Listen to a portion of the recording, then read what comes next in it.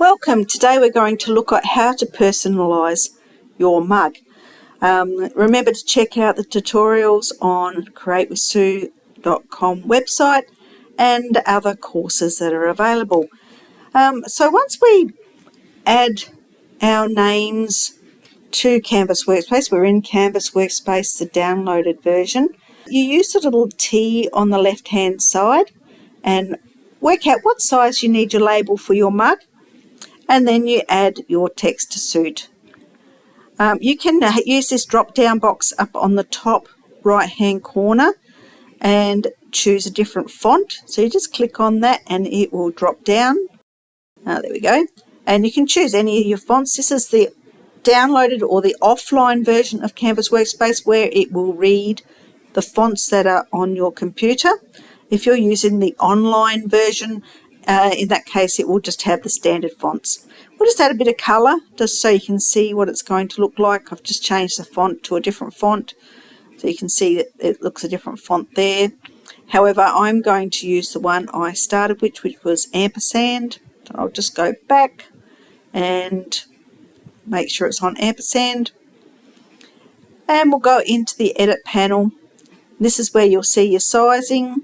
You can also align and weld and do many things. We're going to create a weeding box. This is one of the features in this software, is adding a weeding box. So you can adjust how close your weeding box goes around your name. And I'm going to cut this in vinyl, so it's a very handy tool or a handy feature for vinyl. I've added it around Charlene as well. And we're going to send it to our machine. And there it goes. And I'll meet you over at the scan and cut. So here we are on the scan and cuts. We're going to retrieve our data from the cloud. You do have other options there, depending on how you brought your or sent your design over. I'm going to scan the mat. And I've got white vinyl on my mat at the moment. And it's a permanent vinyl for this project. You can do some names on tumblers in HTV. It just depends on what your tumbler is and what your project is. I mostly use permanent vinyl. And you can see it there. It's a bit hard to see the vinyl, but I've actually used this piece of vinyl before, so I'm just going to move it out the way. You won't be able to see that there's a little bit of cut out already on that vinyl just there. So I'm just going to dodge that with my design and just move it over a little bit more. So those icons that I've just selected, choose all. You use the 3 squares and you can select all of them. We're going to go and cut. I've got the half cut off, but you'll go in here and choose on or off. So I'm going to put it on because I'm cutting vinyl. I'm just going to leave it on auto pressure. It's always best to start on auto. I'm going to add a triangle. You have got other choices.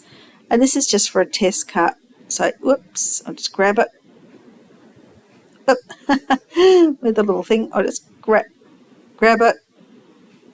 And move it somewhere where it's out of the way of the design, and I can peel it off fairly easy. Might even just move it down a little bit more, just there, and we'll go start. So it's just going to cut that triangle out, and I'll just test that the cutting blade has selected the right depth for this vinyl. Usually it does. This one I use. So sometimes I don't do the test cut with the auto blade if it's a product that I use a lot of. It's worth showing you how to do it because it sometimes needs a check. There's the little piece of triangle on my weeding tool. I'm pretty happy with the depth it's cut, so off we go and cut.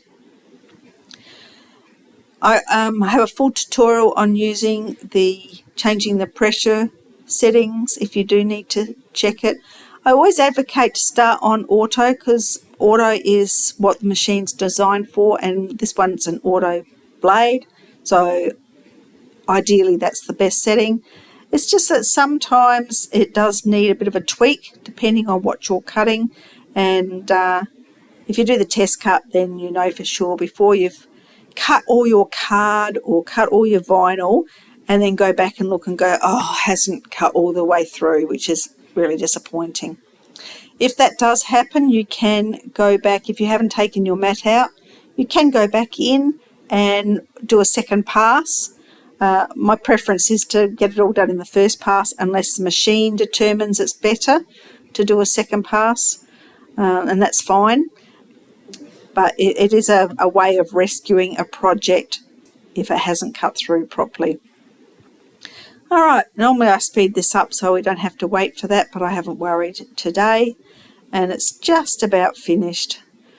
So this project is some really big mugs that my friend wanted me to put some names on for her. There, it's finished now. She wanted me to put some names on it for her, and so I've done that. So I thought I'll just show you how easy it is to do. Okay, so we'll just go and say OK to that, and it takes you back to your main screen. And I'll just shift the camera and be back in a moment. Okay, here we are. So I've done a weeding box around here. So you just grab the corner of your weeding box with your tool, and I'm going to leave it on the mat in this instance, but you don't really need to. You can also just cut around the weeding box if you want to, and then just carefully lift the vinyl up, and you can hold pieces of the vinyl down if they're starting to lift with your finger. And I also often use my nail to, you can do it, weed all sorts of ways. This is just my preference. I like weeding with my fingers. Intricate designs, then you need your weeding tool or even a pin tool. I have it's called a pin pen tool or air pin tool. It's called a few names. And it's just basically a pen with a little pin at the end, and that's always a very easy way to weed intricate designs. I've got the Cricut tool there that I'm using today. That's okay. It does leave a big chunky mark sometimes on my projects, which is perhaps why I like to use the weeding tool. My fingers instead of the weeding tool. Just grab the corner there again, and same deal. It's a little bit more awkward for me with the camera in the way. However, still doable. Sort of reaching a little bit, so it makes it a little bit more difficult.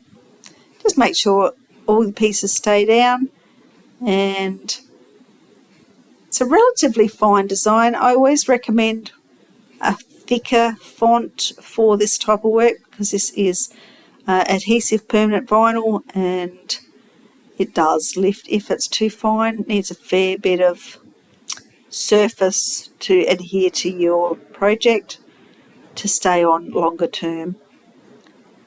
You'll find that the smaller, finer pieces are a bit susceptible to lifting if you're not careful. So just need to get the small pieces out, the A's and the E's, and I will use my weeding tool or my finger, and I'm going to use my finger. So we'll take it off the mat, and it will allow me to bend it a little bit more. This is where I'll probably come off camera a little bit. Sorry. You can also flip this over and peel off. Sometimes I'll flip over, not in this particular instance when weeding, but in a moment I'll put the transfer tape. I've just got a little piece of transfer sheet here and pop that on. I can see I'm off camera, sorry about that. Just a little bit, rub it on, move it into spot better. Rub it down so it's adhered and kind of pull back on itself. If it doesn't lift properly, you can use your nail or something to just lift it up, or roll it back down and have another go. Try not to get it stuck to, sorry, I've come off camera again. Just sort of lift it against itself. You can roll it over onto its front so you're weeding the opposite direction. I've got a big roll of vinyl here at the moment, so that's not the easiest way for this particular roll. I didn't cut this vinyl. I've cut it on the roll using a mat, but on the whole roll of vinyl. Okay, use some isopropyl, I think that's how you say it, alcohol, and just clean the surface that you're going to place the name or your vinyl onto so that it is clear of any grease or grime or dirt or whatever. And once that's dry, you can, I've just stored it on the backing sheet of the transfer sheet there for the minute.